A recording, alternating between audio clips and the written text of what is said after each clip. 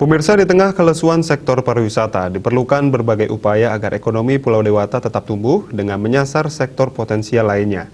Berinvestasi di sektor-sektor tersebut baru bukan berarti Bali harus meninggalkan sektor pariwisata.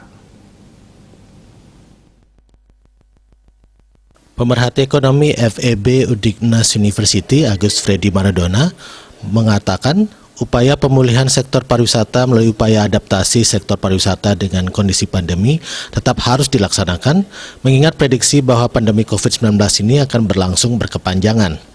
Namun demikian tetap harus digarisbawahi bahwa diversifikasi ekonomi di Bali harus segera dilaksanakan secara serius.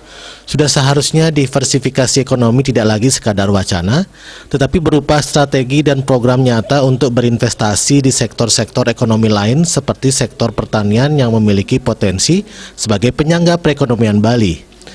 Ia pun berharap pemerintah hendaknya mendukung upaya-upaya mengoptimalkan sektor unggulan baru ini, misalnya melalui pemberian insentif agar investor tertarik berinvestasi di sektor-sektor unggulan yang baru ini.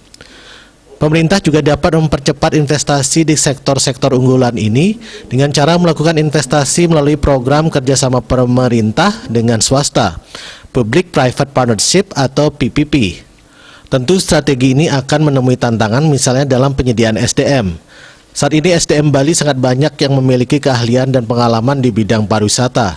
Oleh karenanya, investasi ke dalam sektor-sektor ekonomi unggulan baru harus juga mencakup program pelatihan bagi SDM yang memungkinkan mereka berpindah dari sektor usaha lama ke sektor usaha baru umumnya yang dikenal dengan reskilling, serta bagi SDM yang kebetulan sudah bekerja di sektor-sektor usaha lama yang akan dijadikan sektor unggulan baru, maka perlu dilakukan upaya peningkatan keahlian dan pengetahuan umumnya dikenal dengan upskilling.